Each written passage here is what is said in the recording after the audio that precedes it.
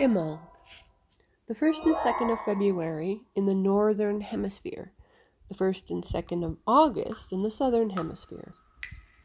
This is the earliest of the spring celebrations, marking the purity of snow, the clearing of the debris of winter, the first plowing and snowing.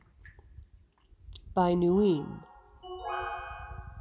With the first faint stirrings of spring, we celebrate the festival of Imbolcg. The fire of spring, which has apparently lain dormant in the earth, shows us that it has merely been gestating in the earth. The first shoots and the appearance of the snowdrop herald the spring that is to come, one that will occur not only in the outer world of nature, but also, hopefully, within our hearts. Imbolcg is pronounced without the B, Imbolcg, represents the time of the quickening of the year, the first photal stirrings of spring in the womb of Mother Earth. As with the other quarter-day festivals of Samhain, Beltane, and Lughnasadh, it is a fire festival. But in Imbolcg, the emphasis is on light rather than heat, and this is often represented by candles rising out of a dish of water, symbolizing, too, the rising sun of spring emerging from the creative feminine waters. Nguyen described the ceremony in this way.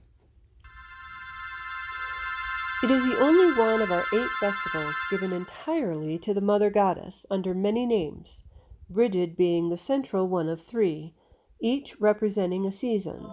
It is a quiet ceremony with water, lights, and readings, showing the many forms of the feminine in deity. This particular meeting of time and space on February 1st and 2nd is remarkably significant, as many cultures have known. Not only the Celts and Druids, but also the Aztecs, Tibetans, and Greeks all recognize this time as being one of great importance. In Tibet, the festival of the New Year is celebrated at this time. A type of pudding is served and 3 days of festivities follow. In Mexico, it is the festival of the Aztec New Year and is celebrated with fires and feasting. Every 52 years, this day is preceded with 5 days of inactivity and sorrowing, the Nemotemi, before February 2nd is joyously celebrated.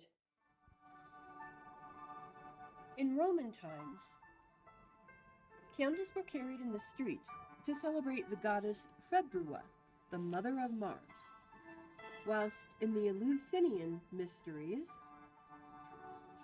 the carrying of torches celebrated the return of Persephone to the light. In pastoral calendars, it is a time of the lambing season, and it is no coincidence that the festival also venerates and celebrates the bringing of children into the world, just as it is no coincidence that it celebrates the waxing of the powers of light and the appearance of the first flowers, the snowdrops and crocuses.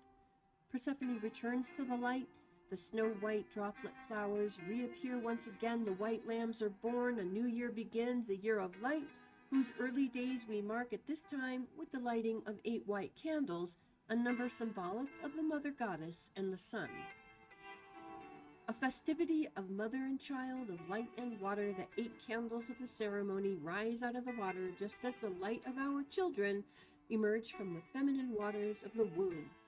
In the north of England, this day is called Wives' Feast Day, and the link with candles and childbirth can be seen in the tradition of churching of women, when after childbirth, women carry candles in celebration.